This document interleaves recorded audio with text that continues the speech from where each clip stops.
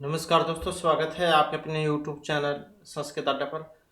दोस्तों, आज की जो वीडियो इसमें हम करने वाले हैं, आपका जो DT+P वाला जो एग्ज़ाम जल्द ही जो होने वाला है 27 तारीख में, तो आपके एग्ज़ामों के लिए महत्वपूर्ण क्वेश्चन आज की वीडियो में हम यहाँ पर लेकर आए हैं। और ये जो अब हम यहाँ पर क्वेश्चन करने वाले हैं, पहले एग्ज़ाम हुआ था, ये TGT संस्कृत का था 5 सितंबर 2021 को, मेल वाला। तो उसी को जो आज की वीडियो में हम यहाँ पर करने वाले हैं। तो ये देख सकते हैं आप यहाँ पर ड्यूरेशन जो इसमें 120 मिनट वाली थी, 200 क्वेश्चन जो इसमें आई थी। तो और नेगेटिव मार्किंग भी इसमें होती है, तो इसके साथ ही जो आपको भी याद रखिएगा। तो अपने जल्दी से क्वेश्चन देख लेते हैं।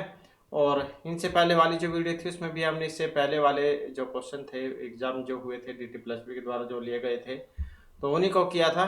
अगर आपने वो वाली वीडियो नहीं देखी है तो वो वाली वीडियो जो आपको इस वीडियो के अंत में मिल जाएगी, तो उसे आप देख लीजिएगा, आपको अंदाज़ा हो जाएगा किस तरीके के क्वेश्चन जो पहले इनके द्वारा पूछे गए हैं। आपको साल से इनके जो एग्ज़ाम है वो ऑनलाइन हो रहे हैं, पहले ये ऑफलाइन होते थे, तो वे भी जो हम साथ में इनके बाद में करेंगे। तो अब अपने क्वेश्चन देख लेते हैं। क्वेश्चनों की संख्या यहाँ पर 200 है, इसलिए हम इनको जल्दी से करेंगे ताकि कम समय में जो आपके यहाँ पर सभी क्वेश्चन जो एक बार ये रिवाइज हो जाए। तो ये नेगेटिव मार्किंग आप देख सकते हैं 0.25 मार्क्स की। तो इसमें पहला क्वेश्चन है सूर्योदय है इत्यस्मिन् पदे संधि अस्ति। इसमें संधि कौन सी थी? तो सूर्य प्लस में उदय, अ और उ में क्या होता है? गुण होता है। तो कौन सी थी इसमें? गुण संधि। सूर्योदय सूर्य प्लस में उदय। नेक्स्ट है यथेव इत्यस्य संधि विच्छेद भवति। इसमें संधि विच्छेद होगा। कौन सा होगा? देख सकते हैं दो मात्रा है, वृद्धि संधि है, ये भी एग्जाम में पूछ लिया जाता है। तो यथा प्लस में एव यथे, वृद्धि संधि भी। तत् प्लस में चित्रम इत्यत्र का संधि अस्ति। तो कौन सी संधि थी इसमें? सच्युत्तव संधि। कौन सा सूत्र है जो सच्युत्तव करता है? स्तोश्चु नाश्चु। नेक्स्ट है कहा प्लस में अयम। तो इसमें क्या होगा? विसर्ग जो है इनको ओ हो जाता है, तो को अयम। निर प्लस में रस है इत्यत्र संधियुक्त पदम भवति। जब हम इनको मिलाते हैं तो इसका कौन सा रूप बनेगा? तो बन जाएगा निर प्लस में रस है, नी रस है, इसको दीर्घ हो जाएगा और एक रा का लोप, तो निर रस है। बाल कहा तत्तर अत्र केन सूत्रेण विसर्ग से स्थाने सा भवति। तो बाल कहा तत्तर, यहाँ पर विसर्ग से स्थाने सा भवति। तो कौन सा विसर्गों को स्कार करने वाला सूत्र? विसर्जन से सा, क्योंकि रोरी से तो एक रा का लोप होता है, पुनरमते वाला हमने किए थे जब आपके स्टैट वाले एग्जाम चल रहे थे। हासी चाह से वो हो जाता है, तो विसर्गों को स्कार जो है ये वाला करता है। नेक्स्ट है अधिहरि इत्यत्र समास है भवति। अधिहरि में समास है। सुर में जब अवयव सर्ग हो जाता है तो उसमें अव्यभाव समास होता है। हरि गे अधिसु, तो अव्यभाव समास। अष्टानाम अध्यायानाम समारोह है, 8 अध्यायों का समूह समाहार। तो अष्ट सुर में संख्या आ गई, तो द्विगु समास, और इसका समास कौन सा होगा? अष्टाध्यायी। किन के द्वारा रचित अष्टाध्यायी? महर्षि पाणिनि मुनि के द्वारा, 4000 सूत्रों में है। घन श्याम है, घनीव श्याम है, तो इसमें समास कौन सा है? यहाँ पर कर्मधारय समास हो जाएगा, विशेषण विशेष से भाव संबंध होने के कारण। तो घन श्याम है, घन एव श्याम है, कर्मधारय समास। नेक्स्ट आ जाता है पितरों। पितरों इत्यत्र विग्रह भवति। पितरों का जब हम विग्रह बनाते हैं तो कौन सा बनेगा? पितरों माता च पिता च। अब ये द्वंद्व समास का है, द्वंद्व के 3 भेद होते हैं, इतरेतर समाहार और एक शेष द्वंद्व समास। तो ये एक शेष द्वंद्व समास जो है उसका उदाहरण है, पितरों माता च पिता च। इसके बाद आ जाता है चक्कर पाणी इत्यत्र समास है भवति। चक्कर पाणी, चक्र है हाथ में जिनके, ऐसे कोई व्यक्ति, तो कौन सा हो जाएगा? बहुव्रीहि समास। बहुब्रीहि समास कहाँ पर होगा? जैसे जिसमें न प्रथम न उत्तर बल्कि अन्य ही पद प्रधान होता है। जैसे दशानन कहते हैं रावण को, 10 मुख जिनके, वहाँ हमें पता लगा 10 मुख वाले कौन है? रावण है। ऐसे ही गजानन है, गज है हाथी के मुख वाले, मतलब तो गणेश जी उनके लिए, गणेश जी उनके लिए प्रयोग में आता है। तो इस प्रकार से जब बहुब्रीहि समास यहाँ पर इसमें हो जाएगा।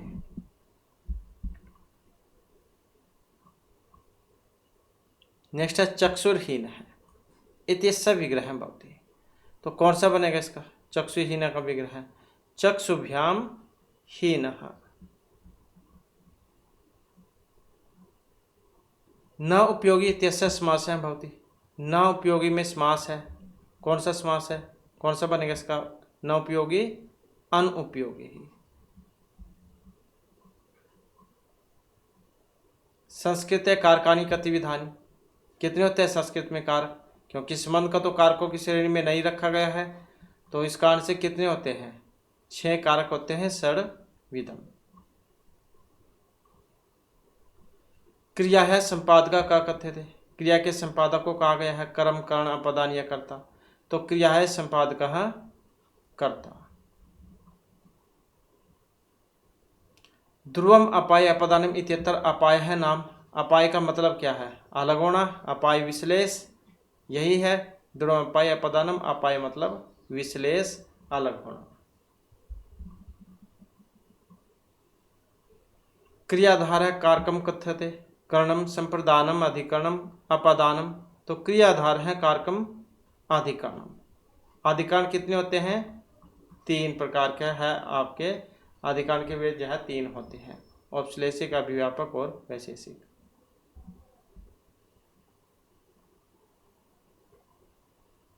नमः त्यस्मिन योगे का विभक्ति।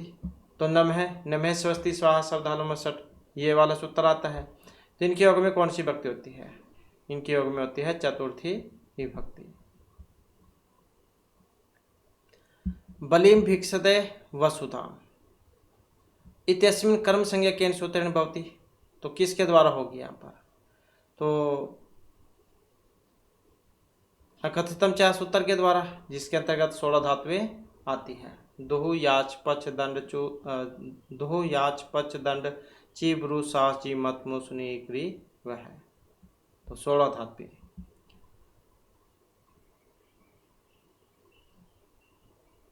जनि कर्तु प्रकृति ही इति सूत्रेण विभक्ति प्रयुज्यते। तो कौन सी है इसमें विभक्ति? तो पंचमी विभक्ति का प्रयोग हुआ है इसमें। तो यहाँ पर पार्ट बने हुए हैं और प्रत्येक पार्ट में 20-20 क्वेश्चन होते हैं। जैसे यहाँ पर दूसरा पार्ट है तो 20 क्वेश्चन है इसमें। इसके बाद आ जाता है पठ धातु। सत्री प्रत्यय सती स्त्रीलिंग के अनुपम भवति। पठ धातु है, जब हम इसका सत्री में बनाएंगे और साथ में स्त्रीलिंग में कौन सा रूप बनेगा?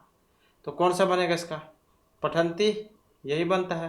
पठन तो पुल्लिंग में, तो पठन पठंती पठत। तो स्त्रीलिंग का पूछा गया था तो पठंती यहाँ पर बनेगा। वैसे भी आसानी से आप पता लगा सकते हैं, ई जो होती है ये स्त्रीलिंग में ही आती है। इसके बाद है वच धातु हो कत प्रत्यय रूपम भवति। वच धातु, तो व को वो होता है, वच का उक्तम रूप बनेगा संप्रसारण होकर। अधि ई और लयप इत्यस्य संयोग है भवति। अधि ई और लयप, तो कौन सा बनेगा? आदित्य। अब एग्जाम में ये भी आ सकता है, आपका पूछ लिया जाएगा कि इसमें प्रत्यय कौन सा आया है। तो अधि ई और लयप, तो लय प्रत्यय की पहचान ही वही है, सुर में आपको उपसर्ग देखने को मिलेगा। राजा प्रजापृत ने अत्र कोष्ठक पदस्य प्रकृति प्रत्यय संयोज्य उचित उत्तरम चिन्ह। पाल प्लस में अन्यर, अन्यर का अन्य शेष रहेगा, इस रा का तो लोपी हो जाता है। तो कौन सा बनेगा इसका? पालन्य। छात्रे गुरुणाम वचनानि सदैव श्रोतव्यानि। अत्र कोष्ठक प्रदत्त पदस्य प्रकृति प्रत्यय भज्य उचित उत्तरम सुन। तो ये तो सिर्फ वैसे ही है उलझाने के लिए, बात तो सारी मेन तो ये है श्रोतव्यानि। तो ये मतलब इसके बारे में बताना है प्रकृति प्रत्यय कौन सा है इसमें।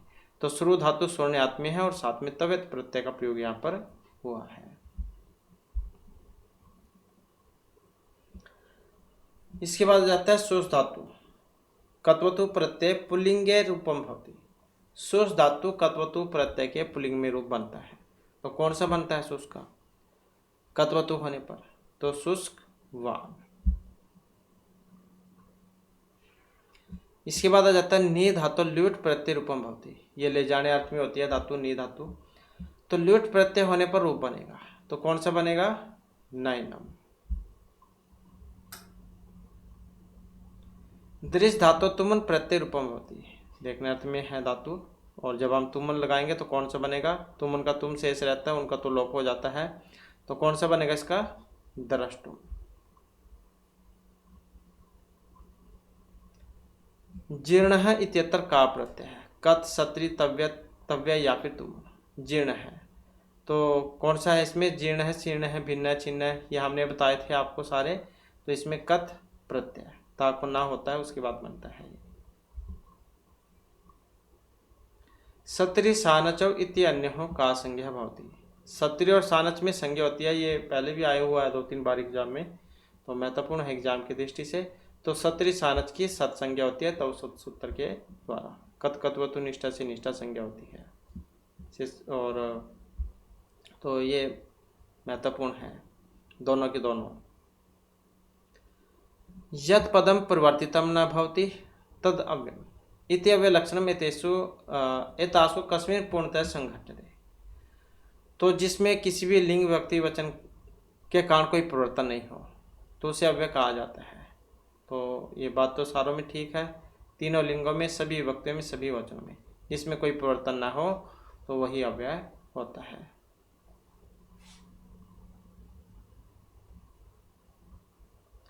इसके बाद है उचित अव्ययनिक स्थानम पूर्यन्तो वयम नाटकम पश्यामः। तो क्या आ जाएगा? वयम नाटकम पश्यामः, वयम अद्य नाटकम पश्यामः। उचित विकल्पेन ऋक् स्थानम पूर्यन्तो अस्य वर्ण कृष्ण है कर्मापि कृष्णम। तो क्या आ जाएगा? अस्य वर्ण अपि कृष्ण कर्मापि कृष्णम। मतलब क्या देते हैं कि नाम भी काला काम भी काला। तो बस वही चीज़ है यहाँ पर। ये अस्य वर्ण अपि कृष्ण है और कर्मापि कृष्ण है। तो नाम भी कृष्ण है और इसके काम भी काले ही है। तो दोनों ही काले काले हैं।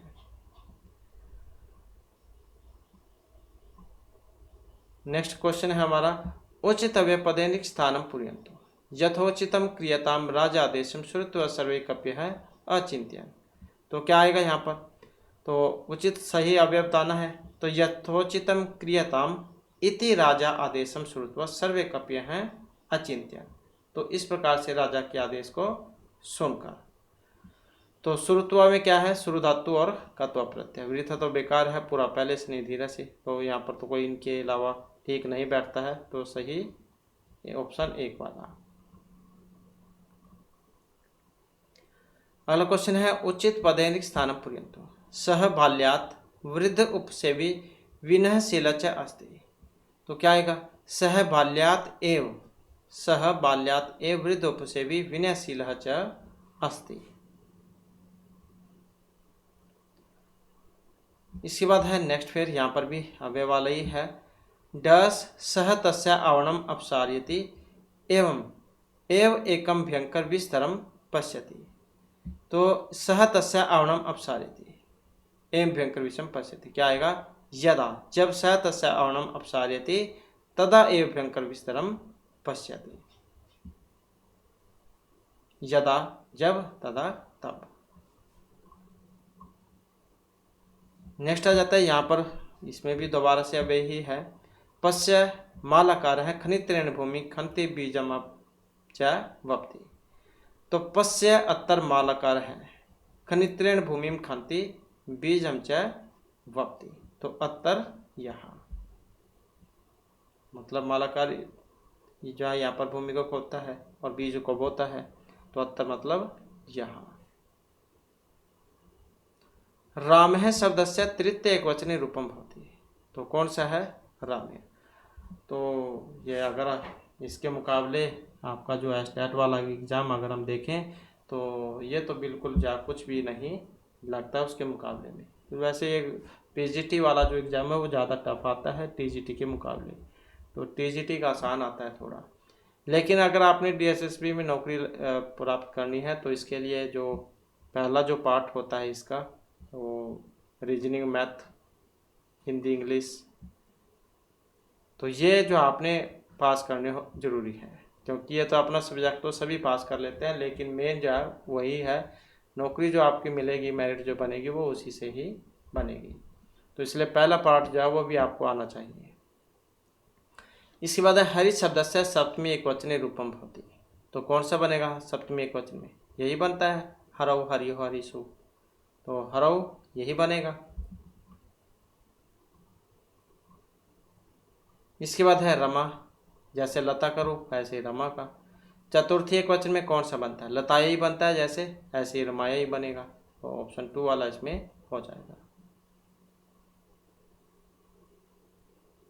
इसके बाद फिर जो यहाँ पर तीसरा पार्ट आ जाता है, इसमें भी सेम वैसे ही 20 क्वेश्चन आपको देखने को मिलेंगे। तो यहाँ पर भी नदी शब्द है, दीर्घ इकारांत रूप है, और षष्ठी बहुवचन में क्या बनता है? अब यहाँ पर अणाम है, नाम है, नद्याम और नदी नाम है, तो कौन सा बनता है षष्ठी बहुवचन में? नदी नाम।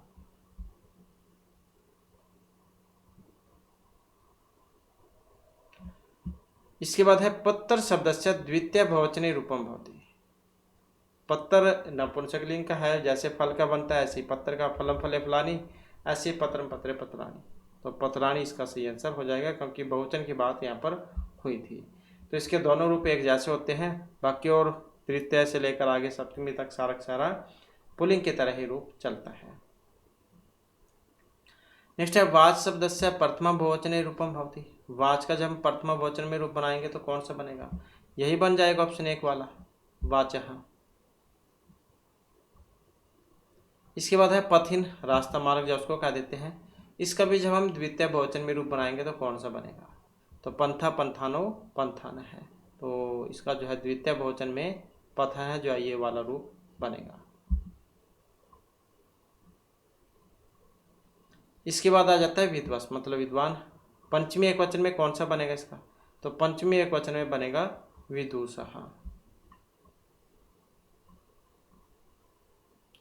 इसके बाद है ये सर्वनाम रूप है यहाँ पर अस्मद का, और ऐसे ही युष्मद का, दोनों महत्वपूर्ण है, एग्जाम में जरूर आ जाते हैं। तो अस्मद का जब हम चतुर्थी एकवचन में बनाते हैं तो कौन सा बनेगा?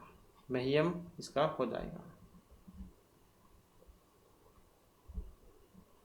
इसके बाद युष्मद जिसकी हम बात कर रहे थे यहाँ पर, तो सप्तमी बहुवचन में युष्मासु।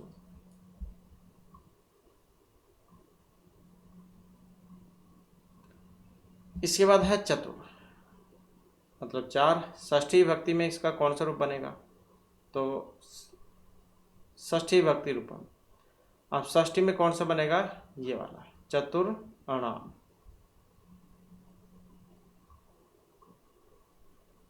नेक्स्ट है सस शब्दस्य द्वितीय विभक्तो रूपम भवति।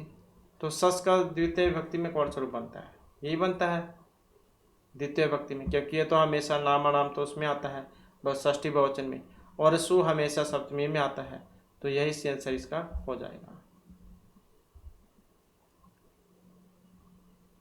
नेक्स्ट है कोष्ठक शब्देन उचित रूपम निर्माण स्थानम पूरयन्तु। बालिका विद्यालयम गच्छन्ति। अब लड़की है तो यहाँ पर त्रि है, अब ये स्त्रीलिंग में ही आपने बनाना होगा, तो क्या कहते हैं इसको? त्रि को स्त्रीलिंग में तिस्र है। ऐसे ही अगर यहाँ पर 4 होता, चतुर होता तो चत्स्र है, तो ये तिस्र है। इसके बाद है कोष्ठकगत शब्देन उचित रूपम निर्माण स्थानम पूरयन्तु। कक्षायां छात्राः सन्ति। अष्टन का बताना है यहाँ पर। अब छात्राः कक्षायां छात्राः सन्ति, तो क्या आ जाएगा? अष्टौ, कक्षायां अष्टौ छात्राः सन्ति। इसके बाद है द्वि। द्वि मतलब 2। शब्दस्य पूर्ण संख्या स्त्रीलिंग भवति। स्त्रीलिंग में कौन सा बनेगा? यही बनेगा द्वितीय।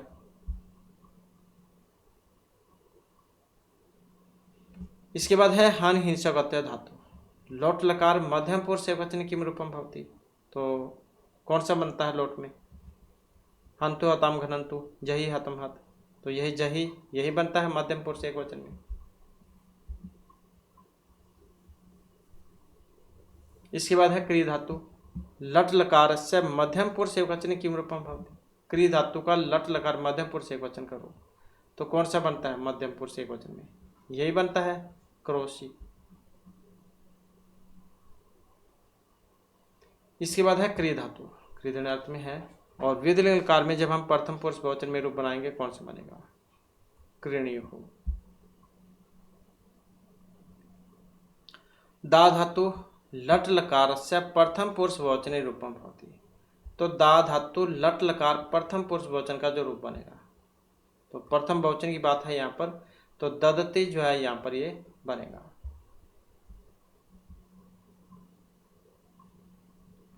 नेक्स्ट है अस धातु हो लंग लकार से उत्तम पुरुष बहुवचने रूपम भवति। अस होने अर्थ में है लंग लकार में उत्तम पुरुष और साथ में बहुवचन में, तो कौन सा बनेगा? आसम।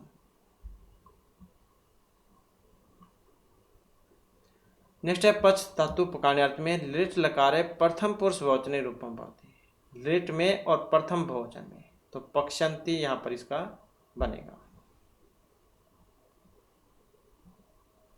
इसके बाद है वागर्थी संपृक्तो वागर्थ प्रतिपत्ति जगतः पितृवंदे पार्वती परमेश्वर। तो मंगलाचरण है रघुवंश महाकाव्य में। पार्वती मतलब भगवान शिव और पार्वती की वंदना इसमें की गई थी। तो इसमें छंद पूछा गया, कौन सा छंद था इसमें? तो अनुष्टुप छंद। नेक्स्ट है निंदंतो नीति निपुणः यदि वा स्तुवन्तु लक्ष्मी समाविष्टो गस्तु वा यथेष्टम इत्येतर किम छंद है प्रयुक्तम। तो कौन सा था इसमें छंद? तो यहाँ पर जो है इसमें वसंतिल का जो छंद है उसका प्रयोग हुआ है। उक्ता वसंतिल का तब जगह का, तो ये इसका लक्षण है। इसके बाद आ जाता है जो यहाँ पर नेक्स्ट जो पार्ट है आपका चौथे नंबर वाला, तो इसमें भी जो आप BC क्वेश्चन है। तो निम्नलिखितेषु श्लोक पादेषु वसंस छंद अस्ति। अब कौन से में है वसंस छंद यहाँ पर? तो भवन्ति नम्रः तर्वः फल उद्गमय। तो जब पेड़ पर फल आते हैं तो वे क्या नीचे की ओर झुक जाते हैं। इसी प्रकार से बादल परोपकार का क्वेश्चन है। इसी प्रकार से बादल है जब वो उसमें भी पानी आता है वे भी नीचे की तरफ हो जाते हैं। तो ऑप्शन 1 वाला यहाँ पर माना गया है वसंस छंद। जैतवतु वसंस्तम उदरितम जरो, 12 अक्षर इसमें होते हैं। नेक्स्ट आ जाता है पातुम न प्रथम व्यस्यति जलम युष्मास्यो न दत्ते प्रिय मरनापि भवताम स्नेहिनो या पल्वम। किस में से है? अभिज्ञान शकुंतलम में से है ये लिया गया, चौथे अंक में से, जहाँ पर शकुंतला की विदाई दिखाई गई थी। तो इसमें कहा गया था कि जो शकुंतला तुम्हें जल पिलाए बिना स्वयं जल नहीं पीती थी, आज वह अपने पति के घर को जाने वाली है, सभी से जाने क्या कहते हैं। तो ऐसे श्लोक था ये। तो इसमें यहाँ पर छंद पूछ लिया गया है। तो सार्धवलिकृत जो छंद है उसका यहाँ पर प्रयोग इसमें हुआ है।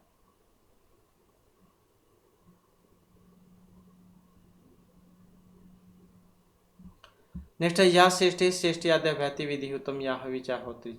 ये देव काले विद्युत है श्रुति विषय गुणा यह स्थित व्याप्य विश्व। तो इसमें भी छंद है कौन सा? सनग्धा, 3 मुनि वाला 21 जिसमें अक्षर होते हैं।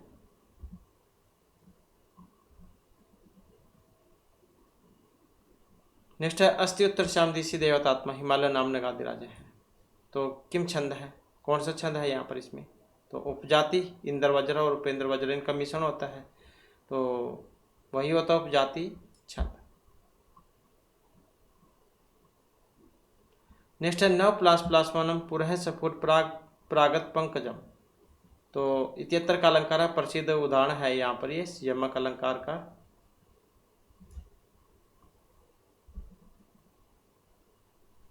नेक्स्ट है कमलम इव मुखम मनोज्ञम एतत् इत्यत्र अलंकार है। तो इसमें इव कमलम इव मुखम मनोज्ञम एतत् कौन सा है? उपमा अलंकार, साधर्म्यम उपमा भेदे, ये इसका लक्षण है उपमा अलंकार का। लिम्पति तमंगनी वर्षिति वजनम नभः सत्पुरुष एव दृष्टि फलताम गता। प्रसिद्ध उदाहरण है यहाँ पर ये वाला भी अलंकार का। तो कौन से अलंकार का है ये? उत्प्रेक्षा अलंकार का। संभावनम उत्प्रेक्षा परिकृत स्मेरियत। तो उत्प्रेक्षा अलंकार। नेक्स्ट है पह पानम भुजंगा नाम केवलम विस्वर्धनम उपदेशे मूर्खनाम प्रकापायन शांति। तो सही बात भी कही गई थी यहाँ पर मूर्खों के बारे में। तो मूर्खों को उपदेश देना मतलब और उन्हें भड़काना या गुस्सा करना। इसी प्रकार से जो सांप है उन्हें दूध पिलाने का मतलब है उनके विष में और वृद्धि करना। तो इसमें अलंकार था कौन सा? अर्थांतर न्यास है। नेक्स्ट है पृथु कार्तस्वर पात्रम भूषित निशेष परिजनम देवा विलसत कर्ण घनम संप्रति समायु हो सदनम। ये भी वेरी वेरी इंपॉर्टेंट है, बहुत ज़्यादा एग्जामों में आते हैं। जितने भी है मतलब यहाँ पर ये सारे के सारे कोई न कोई एग्जाम में पूछे जाते हैं। अब जैसे आपका ये राजस्थान जो है यहाँ पर भी वैकेंसी आ चुकी है आपकी टीएचटी की है शायद ये। तो 940 के आसपास पोस्ट है इसमें।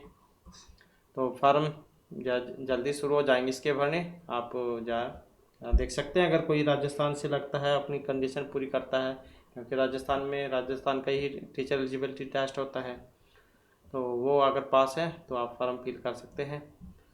तो बात करें इसकी तो यहाँ पर कौन सा था इसमें? श्लेष अलंकार श्लिष्टे पदे यानी अर्थक जाने श्लेष इससे थे। तो इसका लक्षण होता है। नेक्स्ट है अब सार्य घन सारम कुरु हारम दूर एव किम कमलय अलम मालम मृणालय इति वदति दिवानिशम बाला। तो कौन सा था इसमें? अनुप्रास अलंकार, जहाँ पर एक जैसे ही बहुत सारे शब्द आ जाते हैं तो वहाँ पर होता है अनुप्रास अलंकार।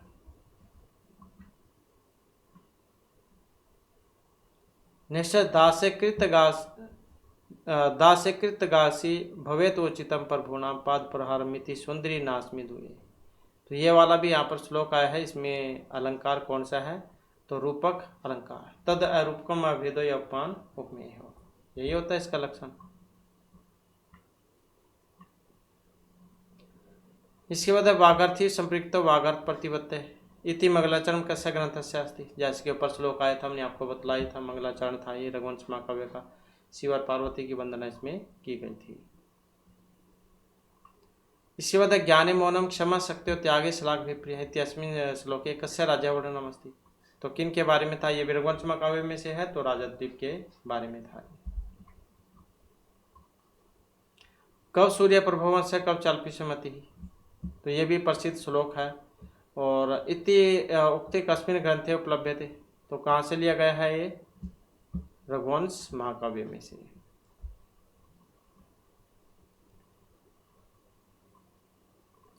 इसके बाद है शैश्व अभ्यस्त विद्यानाम यौवन विशेषिणाम वार्धक्य मुनिवृत्ति नाम योगांते तनुज्याम। तो इति श्लोके केशाम वर्णनम अस्ति। तो किन के बारे में था? रघुः दिलीप योगिनाम या रघुकुल राज्ञा। तो रघुकुल के जो राजा है उनके बारे में।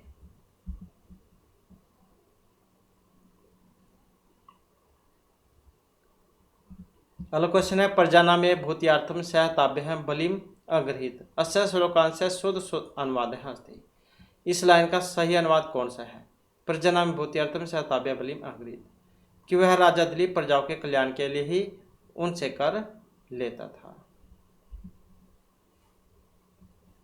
बलि का यहाँ पर मतलब जो है ये दूसरा है, मतलब कर लेना उनसे, न कि मारना। क्योंकि एक बलि मारना भी होता है, लेकिन राजा मारेगा थोड़ी। राजा का काम तो रक्षा करना है। तो कई बार जो इस प्रकार भी आप वहाँ पर सोच सकते हैं कि यहाँ पर इसका मतलब क्या है। इसके बाद है सुखनासेन का उपदिष्ट है। तो राजा जो थे चंद्रापीड़, उन्हीं को उपदेश दिया गया था, मंत्री थे।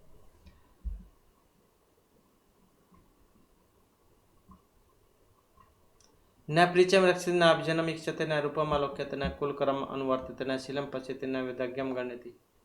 तो इत्यादि वर्णन किम अधिकृत्य वीतम। तो किसके बारे में था सारा सारा? जब इसमें जहाँ मंत्री के द्वारा चंद्रपीड़ को उपदेश दिया जाता है तो लक्ष्मी के बारे में बताया जाता है। क्योंकि लक्ष्मी जो होती है वो किसी को नहीं देखती, किसी के मतलब छोटा है बड़ा है काला है, गोरा है, अमीर है, गरीब है, किसी को जो वो नहीं देखती है। पहली तो बात, लक्ष्मी किसी को मिलती नहीं है, अगर मिल जाती है तो उसकी पालना बहुत मुश्किल से की जाती है, क्योंकि बहुत सारे डर लगे रहते हैं कहीं ख़राब ना हो जाए और चोर ना उठा ले, तो बहुत सारे जो है यहाँ पर दिक्कतें हैं। तो सारे के सारे जो है कादम्बरी में से है। शुकनाश कस्य मंत्री आसीत, किन का था? तारापीठ का मंत्री था ये, क्योंकि चंद्रपीठ के पिता थे तारापीठ, तो इन्हीं का था ये।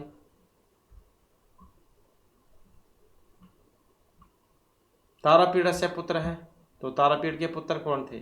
चंद्रपीठ, विलासवती माता थी इनकी, तो तारापीठ के पुत्र चंद्रपीठ। इसके बाद फिर जो नेक्स्ट पार्ट है यहाँ पर 5वें नंबर वाला, यौन आरंभे च प्राय शस्त्र जल प्रक्षालम निर्मलापी कुलुषमयाति बुद्धि।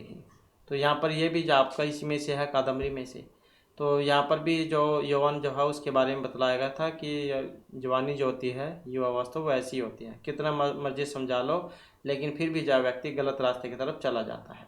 तो इस प्रकार से जो मंत्री के द्वारा उपदेश दिया गया था इसमें, तो ये है शुकनाश है। तो इत्यादुक्तिम कह कथ्यति। शुकनाश उपदेश है कस्मिन् काव्ये अस्ति, तो कादम्बरी में आता है शुकनाश उपदेश। अर्थो ही करने प्रक्रिया इति श्लोकांश कस्य नाटक अस्ति। तो जो हमने आपको बतलाया विज्ञान शकुंतला में जो चौथा अंक का, उसके अंतर्गत 4 श्लोक जो महत्वपूर्ण है, तो उसी में से है कि लड़की जो होती है वो निश्चय ही परायधन होती है। और तो अभिज्ञान शकुंतला में इसमें सी आंसर यहाँ पर हो जाएगा। मिश्रीकरणों के द्वारा बात ये कही गई थी। नेक्स्ट है विचिंत्यन्ते अनन्य मानस इत्यादि का उक्तवान। तो यहाँ पर ये श्राप दिया गया था इसमें दुर्वासा ऋषि के द्वारा, क्योंकि जब दुर्वासा ऋषि शकुंतला के द्वार पर जाते हैं तो उनका ख्याल दूसरी तरफ था, उनकी तरफ ध्यान नहीं जाता है। तब वे गुस्सा हो जाते हैं दुर्वासा ऋषि और शकुंतला को श्राप दे देते हैं कि तुम जिनका ख्याल हम खोई हुई हो तुम उनको ही भूल जाओगी। तो ये लाइन फिर उसमें उस समय कहते हैं।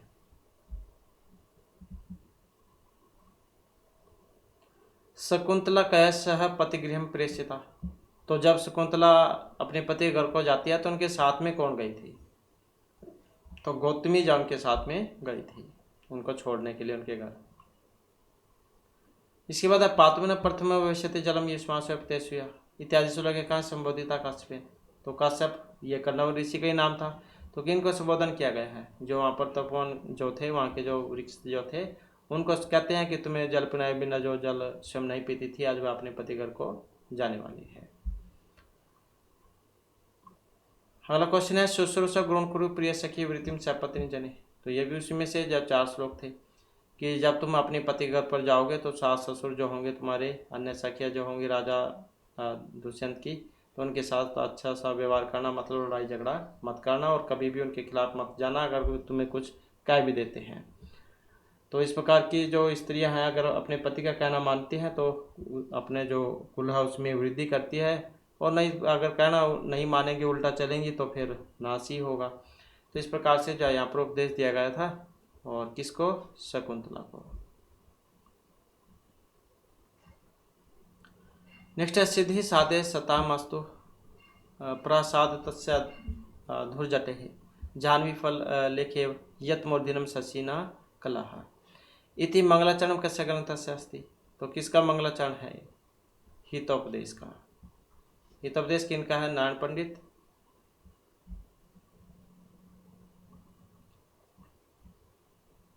और प्रश्नोत्तर तो विष्णु शर्मा का है।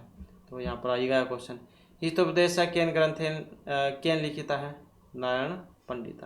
विष्णु शर्मा का है प्रश्नोत्तर। हितोपदेश कति भाग है? कितने भागों में है? 4 भागों में। तो ये तो यहाँ पर आपके जो संस्कृत वाला जो भाग है ये कंप्लीट हो जाता है। इसके बाद बाकी आपके फिर ये उसके पैडागोजी वाले या क्वेश्चन हैं यहाँ पर, तो देख सकते हैं उस समय, क्योंकि ये अलग अलग आते हैं क्वेश्चन, जो टाइम है उसके अनुसार। अब इसमें कुछ जो है करंट वाले भी क्वेश्चन होते हैं, तो ये तो न्यू एजुकेशन पॉलिसी 2020 का क्वेश्चन था। इसमें पूर्ण पत्र क्या है? National education policy. NEP का मतलब क्या है? New education policy. इसी प्रकार से शिक्षार्थी का वास्तविक परिणाम क्या है? अनुक्रिया। छात्र विद्यालय में कैसे सीखते हैं और विकसित होते हैं? अंतःक्रिया के द्वारा। RT का मतलब क्या है? Right to children to free and compulsory education. क्या है RT का मतलब क्या है? तो right to children to free and compulsory education. शीर्ष सम आकलन क्या है? हाथ और उंगलियों का समन्वय है। शिक्षा में नाटक और कला के लाभ, छात्र बेहतर शिक्षार्थी बनते हैं। मातृभाषा सीखना मूल भाषा अर्जन का प्रकार है। इनमें से कौन सा पहला कौशल है जो एक बच्चा जीवन में सीखता है? सुनना। ऐसे ही होता है, उसी से लगा लो। जैसे छोटा बच्चा है, जब शुरुआत में होता है छोटा, 4-5 साल का ही लगा लो, तो शुरू में तो वो सुनेगा, पहले तो सुनता ही है, फिर बोलना सीखता है, फिर लिखना सीखता है, उसके बाद फिर पढ़ना वगैरह अध्ययन करना सीखता है।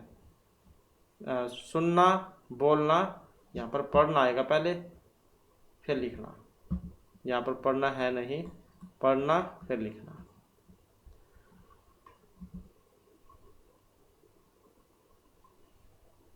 इसके बाद एक समावेशी कक्षा सामान्य शिक्षा कक्षा है जिसमें विकलांग और विकलांग छात्र एक साथ लिखते हैं। समावेशी का मतलब वही होता है जहाँ पर सभी प्रकार के बच्चे एक साथ विद्या ग्रहण करें, जिसमें कोई भेदभाव ना हो।